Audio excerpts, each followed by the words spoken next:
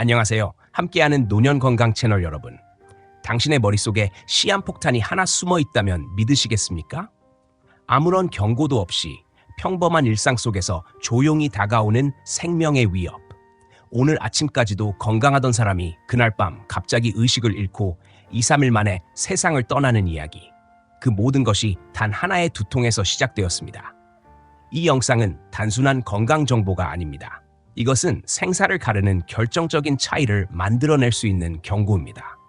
평생 단 한 번도 겪어보지 못했던 그 통증, 무심코 넘겼던 그 징후들. 지금부터 시작될 이야기를 놓치신다면 후회할 수도 있습니다. 지금 바로 영상에 집중해 주세요. 뇌졸중은 침묵 속에서 생명을 위협하는 질병으로 증상이 나타났을 때는 이미 늦은 경우가 많다.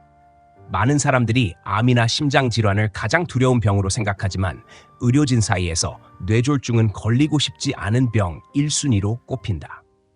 특히 뇌동맥류 파열로 인한 지주막 하출혈은 갑작스럽게 찾아와 수시간 내 생명을 앗아갈 수 있는 무서운 질환이다. 겉보기에는 아무 문제가 없어 보이던 중년 여성이 갑작스러운 극심한 두통을 호소하며 대학병원을 찾았고 CT 촬영 결과 별다른 이상이 없어 진통제를 처방받고 귀가했으나 그날 밤 극심한 통증과 함께 의식을 잃고 결국 2, 3일 만에 사망한 실제 사례는 뇌졸중의 위험성과 은밀함을 여실히 보여준다. 의료진으로서 환자를 지켜보는 일도 괴롭지만 사랑하는 가족을 잃은 유족의 절규는 더 큰 충격으로 다가온다. 특히 자신이 직접 대학병원에 가서 검사를 받았고 의사에게서 이상이 없다는 말을 들은 후 안심하고 귀가했던 상황에서 단 몇 시간 만에 뇌사에 이르고 사망에까지 이르렀다는 현실은 도저히 납득할 수 없는 비극이다.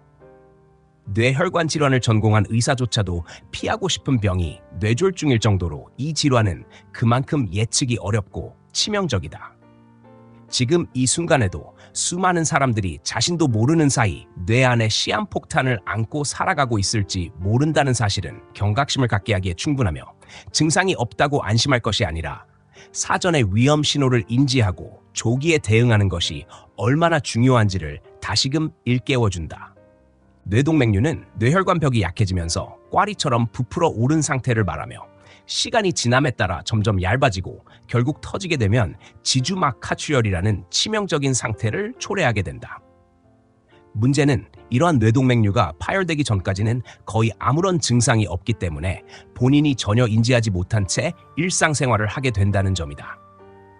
뇌 CT나 MRI와 같은 영상검사를 통해서만 발견할 수 있지만 일반적인 건강검진에서는 혈관 자체를 세밀하게 들여다보는 검사를 포함하지 않기 때문에 대다수는 이 상태를 모르고 지나치게 된다.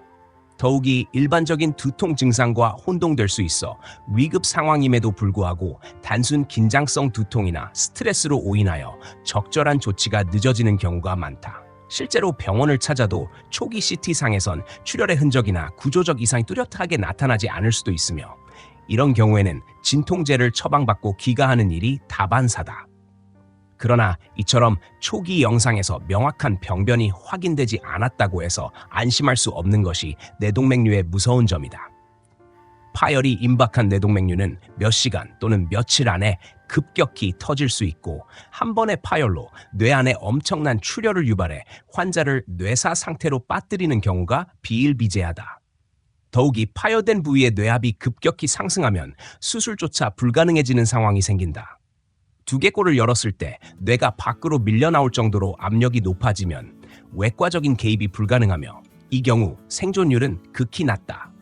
따라서 증상이 없는 상태라도 잠재적 위험성을 염두에 두고 조기에 발견하고 치료하는 것이 유일한 예방법이다.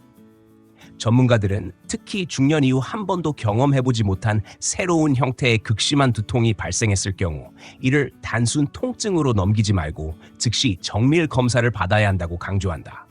대한민국 질병관리청에서 발표한 통계에 따르면 지난 10년 동안 뇌졸중 환자의 수는 약 10% 이상 증가하였다. 이는 우리 사회가 고령화됨에 따라 필연적으로 발생하는 현상이기도 하지만 그보다 더 심각한 문제는 뇌졸중 환자의 사망률이 여전히 매우 높다는 데 있다. 특히 만 65세 이상의 고령 환자들 중 뇌졸중 발병 후 1년 이내에 사망하는 비율이 약 30%에 이른다는 사실은 이 질환이 단순한 노화 현상이 아닌 생명을 직접적으로 위협하는 질병임을 의미한다. 다시 말해, 뇌졸중을 한 번 겪은 고령자 3명 중 1명은 그로부터 1년 안에 사망할 수 있다는 현실은 이 병이 얼마나 급성이고 무서운지를 보여준다. 이와 같은 수치는 단순한 통계 이상의 의미를 가지며 실제 의료 현장에서는 응급실로 실려오는 수많은 고령 환자들이 뇌졸중으로 인해 말도 제대로 하지 못하거나 의식을 잃은 상태로 발견되고 있다. 더욱이 치료가 늦어지거나 증상이 애매하게 나타나는 경우는 후유증으로 인해 일상생활이 완전히 불가능해지는 사례도 적지 않다. 치매보다 더 빠르게 인지 기능을 무너뜨릴 수 있고 반신마비나 언어장애 같은 영구적인 손상을 남기기도 한다. 이러한 현실은 뇌졸중을 단순히 고혈압의 합병증으로 치부하거나 나이 들어서 겪을 수 있는 자연스러운 현상으로 여겨서는 안 된다는 사실을 다시금 강조해준다. 뇌졸중은 예방과 조기 발견만이 유일한 해답이며 증상이 없다고 방심해서는 절대 안 되는 병이다.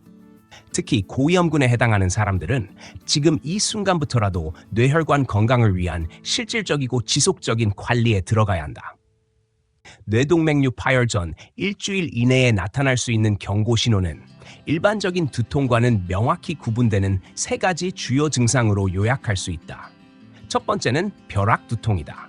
이는 말 그대로 하늘에서 벼락이 떨어진 것처럼 혹은 망치로 머리를 세게 얻어맞은 것 같은 극심하고 갑작스러운 통증을 말한다. 이 두통은 서서히 시작되는 것이 아니라 정확한 시간과 순간을 특정할 수 있을 정도로 갑자기 찾아오는 것이 특징이며 일상 속에서 평생 한 번도 경험해 본 적 없는 새로운 통증으로 인식된다. 예를 들어 아침 식사 후 의자에서 일어서려는 순간 또는 샤워를 하던 중 갑자기 뒷목이 찢어질 듯한 고통이 밀려온다면 이는 단순 근육통이 아니라 뇌혈관 파열의 초기 신호일 수 있다. 두 번째는 수면 중 혹은 새벽 시간대에 심해지는 두통이다. 일반적인 긴장성 두통은 대개 오후가 되면서 점차 심해지는 경향을 보이지만 뇌종양이나 뇌출혈 또는 뇌부종과 같은 중증 뇌질환은 반대로 누워있을 때, 즉 밤이나 새벽에 증상이 악화되는 특징이 있다. 이는 수면 중 머리 쪽으로 혈류가 집중되면서 압력이 높아지고 그로 인해 부종이나 출혈 부위가 자극되기 때문이다. 잠을 자다가 머리 통증으로 깨어나거나 새벽에 극심한 두통으로 인해 수면을 유지하지 못하는 경우에는 반드시 정밀 검사를 받아야 한다. 세 번째는 뇌척수액이 누출되면서 발생하는 두통이다. 뇌와 척수는 뇌척수액이라는 액체에 떠있는 구조인데 이 액체가 외부 충기나 미세한 손상으로 인해 빠져나가면 뇌가 중력에 의해 아래로 처지게 되며 극심한 통증을 유발한다. 이런 경우 환자는 서 있거나 앉아 있을 때 두통이 심해지고 반대로 누우면 통증이 완전히 사라지는 특징을 보인다. 아무리 강력한 진통제를 사용해도 효과가 없으며 진료실에서도 환자가 고통을 호소하며 본능적으로 머리를 책상에 기댄 채 상담을 진행하는 경우가 있다.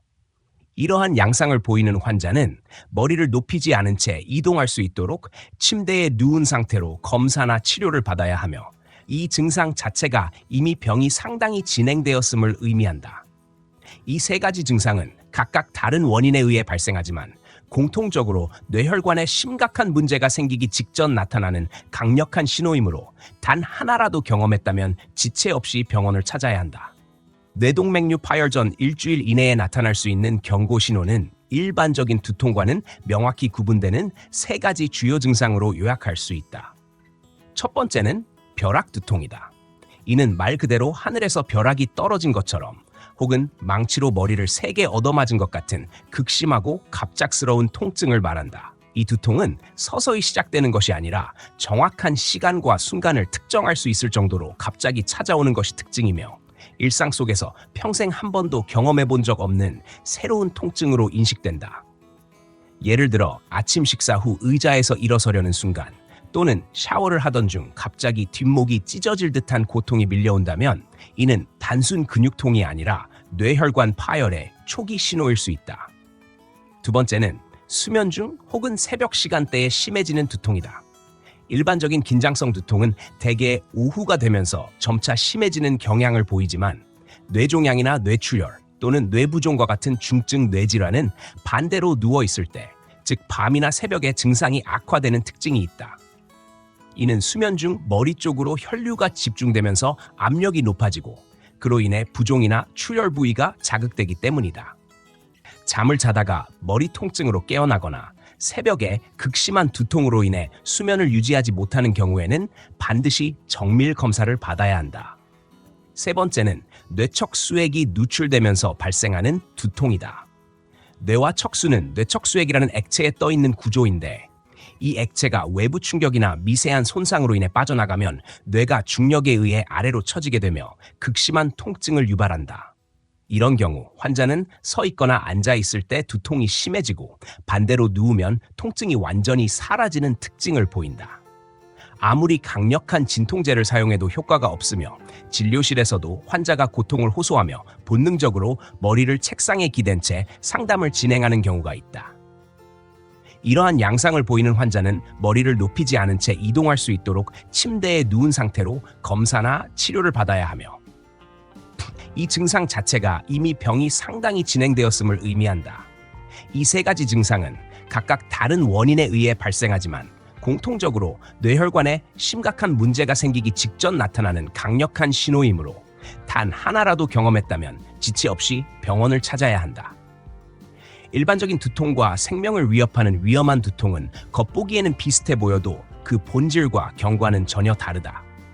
긴장성 두통이나 편두통처럼 일상생활 속에서 자주 겪는 두통은 대개 시간이 지나면서 점차 심해지거나 특정 스트레스 상황에서 유발되며 통증의 강도 또한 일정 수준을 넘지 않는 경우가 많다.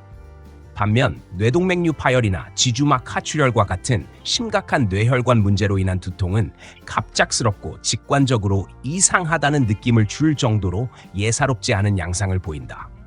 예를 들어 벼락두통은 단순한 스트레스로 생긴 두통과 달리 통증의 시작 시점을 명확히 기억할 수 있을 정도로 극적인 순간에 발생하며 두통과 동시에 구토나 시야 흐림, 의식 저하 등이 동반되기도 한다.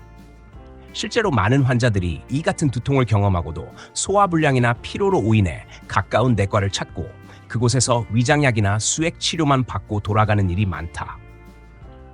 이로 인해 결정적인 치료 시점을 놓치게 되고 며칠 후에 상태가 급격히 악화되어 응급실로 실려오는 경우가 다반사다. 또한 수면 중이나 새벽에 악화되는 두통은 단순한 피로나 자세 문제에서 오는 통증이 아니라 뇌압 상승이나 뇌종양, 뇌출혈 같은 중대 질환의 신호일 수 있다. 반면 일상적인 긴장성 두통은 일반적으로 아침에 덜하고 오후로 갈수록 심해지는 경향이 있기 때문에 증상의 시간적 양상을 유심히 살펴보는 것만으로도 감별에 도움이 될 수 있다. 특히 다발성 뇌척수액 저합증으로 인해 발생하는 두통은 어떤 진통제도 효과가 없으며 자세에 따라 통증이 극명하게 달라지는 특징을 보인다. 앉아있거나 서 있을 때는 머리가 쪼개질 듯 아프지만 누워있으면 통증이 사라진다. 이런 환자는 이동조차 어려워 침대에 누운 채 병원 내 검사를 받아야 하며 머리를 세우는 것 자체가 고통을 유발하기 때문에 전담 인력이 동반되어야 한다. 결론적으로 두통의 양상, 시점, 동반 증상, 약물 반응 등 다양한 요소를 종합적으로 관찰하는 것이 중요하며 한 번도 경험해보지 못한 새로운 양상의 두통이 발생했다면 단순히 참거나 자가치료를 시도하기보다 즉시 전문의와 상의하고 영상 검사를 통해 뇌혈관 이상 여부를 확인하는 것이 생명을 지키는 가장 현명한 길이다. 뇌혈관 질환은 조용히 다가오는 만큼 고위험군에 해당하는 사람들은 증상이 없더라도 정기적인 검진을 통해 잠재적인 위험 요소를 조기에 발견해야 한다.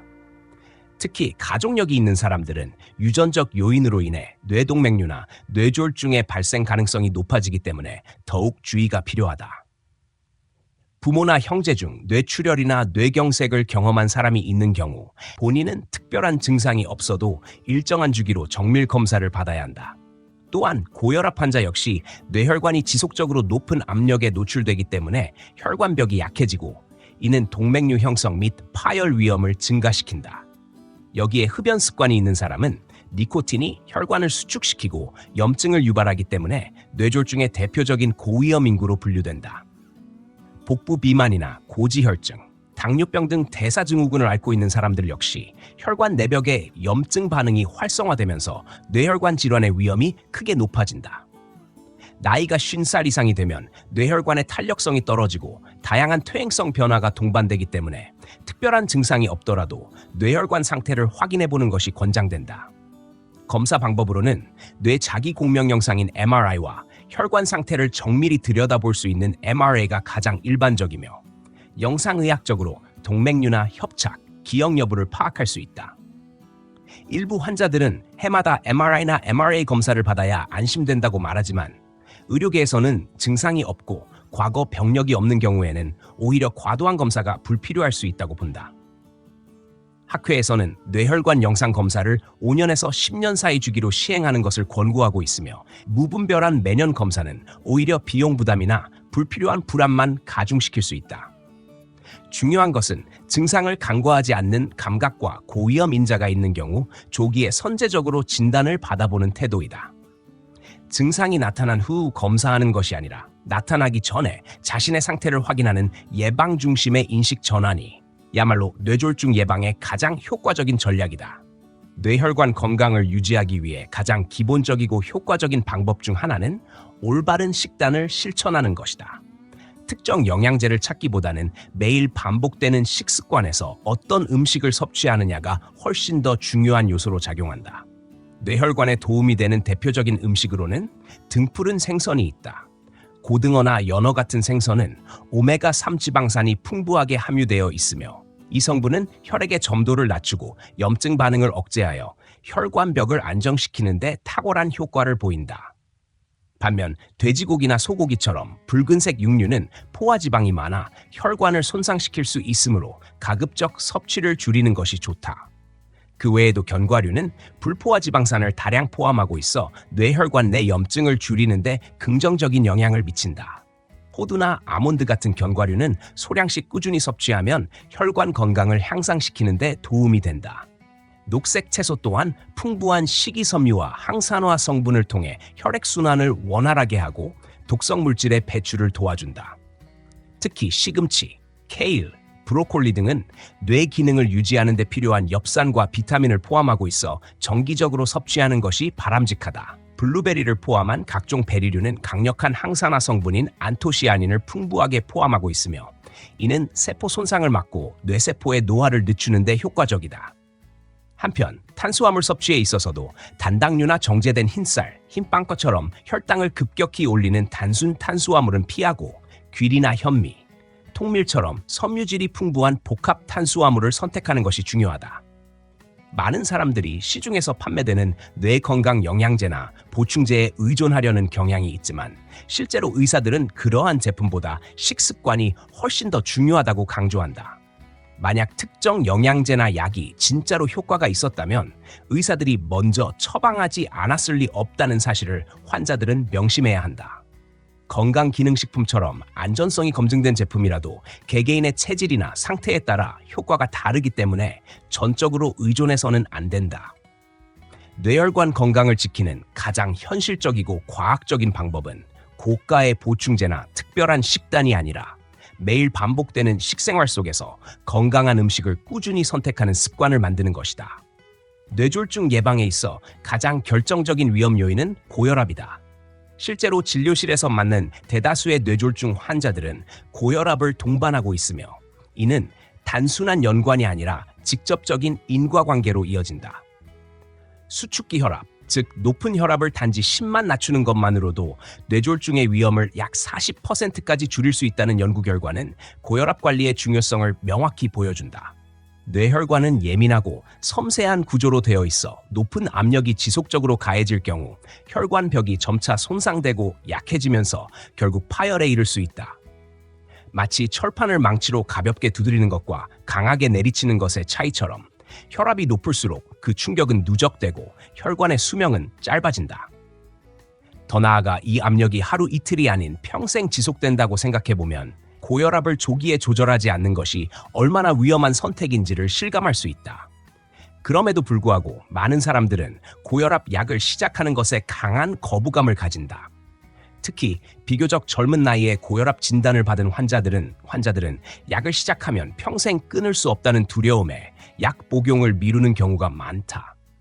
자신이 아직 45이나 50살에 불과한데 지금부터 약을 먹기 시작하면 향후 30년, 40년 동안 계속 약을 복용해야 한다는 부담이 그들을 주저하게 만든다. 그래서 운동을 해보겠다, 식단을 바꾸겠다, 체중을 줄이겠다고 하며 약 복용을 연기하려는 경향이 있다. 그러나 의사들은 이런 경우 오히려 약으로 먼저 혈압을 안정시키고 그 후에 운동이나 식이 조절을 통해 상태가 호전되면 약을 줄이거나 중단할 수 있다는 접근이 더 효과적이라고 조언한다. 약을 무조건적으로 피하려는 태도보다 약을 통해 먼저 생명을 보호하고 그 다음에 건강한 생활 습관으로 이어가는 것이 훨씬 현실적이며 안전한 전략이다. 실제로 많은 환자들이 이러한 방식으로 몇 개월에서 1년 내에 약을 끊게 되는 경우도 적지 않다. 약을 복용한다고 해서 반드시 평생 계속해야 하는 것은 아니며 중요한 것은 현재의 혈압을 방치함으로써 뇌혈관이 회복 불가능한 상태로 손상되기 전에 조치를 취하는 것이다. 혈압 조절 외에도 뇌졸중 예방을 위해 가장 시급히 중단해야 할 습관은 흡연이다. 담배는 혈관을 수축시키고 혈관벽에 만성적인 염증을 유발하여 뇌혈관을 극도로 취약하게 만든다. 따라서 뇌졸중 위험 인자를 줄이기 위해서는 금연이 최우선이며 나아가 규칙적인 유산소 운동과 복부 비만 개선, 당뇨나 고지혈증 같은 대사질환의 관리가 병행되어야 한다. 그러나 무엇보다 중요한 점은 뇌졸중이 대부분 뚜렷한 증상 없이 진행된다는 사실이다. 이 무증상의 위협 앞에서 방심하지 않고 조기에 생활 습관을 교정하는 것이 생명을 지키는 출발점이다. 생활 습관은 뇌졸중의 발병 위험을 좌우하는 핵심 요소이며 그 중에서도 흡연은 가장 직접적이고 위험한 영향을 미친다. 담배를 피우는 순간 니코틴과 각종 유해 화학 물질이 혈관을 수축시키고 혈관벽의 염증 반응을 유발하며 이로 인해 뇌혈관의 탄력성이 급격히 저하된다. 장기적으로는 혈관 내막이 손상되어 동맥경화를 유도하고 이로 인해 뇌경색이나 뇌출혈 같은 치명적인 결과를 초래할 수 있다. 따라서 흡연은 뇌졸중 예방을 위해 가장 먼저 중단해야 할 습관이며 금연의 효과는 단기간 내에 혈관 상태에 긍정적인 변화를 가져오게 된다. 그 외에도 규칙적인 유산소 운동은 혈압과 혈당을 조절하고 혈중 지질 수치를 개선하여 전반적인 혈관 건강을 향상시킨다. 걷기나 자전거 타기, 수영처럼 무리가 가지 않으면서도 꾸준히 실천할 수 있는 운동은 뇌혈관 기능을 회복시키는 데 효과적이다. 특히 주 3회 이상, 회당 30분 이상의 유산소 운동은 혈관 내 염증 수치를 낮추고 스트레스를 해소하는 데에도 도움이 된다. 복부 비만 역시 뇌졸중의 주요 위험 인자로 내장 지방이 증가할수록 인슐린 저항성과 고혈압, 고지혈증 등 대사증후군이 심화되며 이는 곧 뇌혈관의 염증과 경화를 유발하는 악순환으로 이어진다. 그러므로 식이 조절과 운동을 통해 복부 비만을 개선하는 것이 필수적이다. 나아가 충분한 수면과 스트레스 관리도 중요하다. 수면이 부족하면 교감신경이 항진되어 혈압이 오르고 스트레스 호르몬이 과다 분비되면서 혈관을 더욱 수축시키는 현상이 나타난다. 일상생활 속에서 휴식과 긴장 완화의 균형을 찾는 것은 단순한 심리적 안정뿐 아니라 물리적인 혈관 안정에도 영향을 준다. 그러나 생활 습관이 아무리 중요하다고 해도 가장 핵심적인 메시지는 증상이 없다고 안심하지 말아야 한다는 것이다. 뇌졸중은 대부분 아무런 예고 없이 찾아오며 일상적인 피로감이나 가벼운 두통에 가려 조기에 감지되지 않는 경우가 많다. 따라서 스스로 건강하다고 느끼더라도 고위험 인자에 노출되어 있다면 반드시 생활 습관 전반을 점검하고 실질적인 변화를 시도해야 한다. 이처럼 일상 속에서 반복되는 작은 선택들이 결국 뇌혈관의 미래를 결정하게 된다. 지금 바로 담배를 끊고 운동화를 신고 밖으로 나가는 것이 뇌졸중 예방의 가장 강력한 전략임을 잊어서는 안 된다. 편두통은 일반적인 두통과는 전혀 다른 양상의 질환으로 단순히 한쪽 머리가 아픈 증상만으로는 설명할 수 없는 복잡한 기전을 가진다. 영어로는 마이그레인이라 불리는 이 질환은 전 세계 인구의 약 10%가 겪고 있으며 특히 여성에게서 더 흔하게 나타난다. 편두통은 혈관이 확장되면서 발생하는 욱신욱신 쑤시는 형태의 통증을 특징으로 하며 마치 심장이 박동치듯이 머릿속에서도 맥이 뛰는 듯한 느낌을 동반한다. 또한 이 질환의 가장 뚜렷한 특징 중 하나는 전조 증상이다. 눈앞이 번쩍이거나 흐릿해지거나 시야에 이상이 생기고 빛이나 소리에 대한 민감도가 급격히 증가하거나 냄새나 소리 같은 감각이 과민해지는 현상이 대표적이다. 어떤 환자는 어지럼증이나 이명을 동반하기도 하며 이러한 전조 증상이 발현된 후 본격적인 통증이 시작된다. 편두통의 정확한 원인은 아직 완전히 밝혀지지 않았지만 가장 유력한 가설 중 하나는 CGRP라는 신경 전달 물질의 과다 분비이다. 이 물질은 혈관을 확장시키고 염증 반응을 유발하여 강한 두통을 유도하며 편두통 환자에서 유독 이 물질의 수치가 높게 측정된다. 문제는 편두통이 단순 진통제로는 잘 조절되지 않는다는 점이다. 타이레놀이나 아스피린과 같은 일반 소염 진통제는 효과가 미미하거나 일시적일 뿐이며 반복적으로 사용할 경우 오히려 약물 과용성 두통이라는 새로운 문제를 일으킬 수 있다.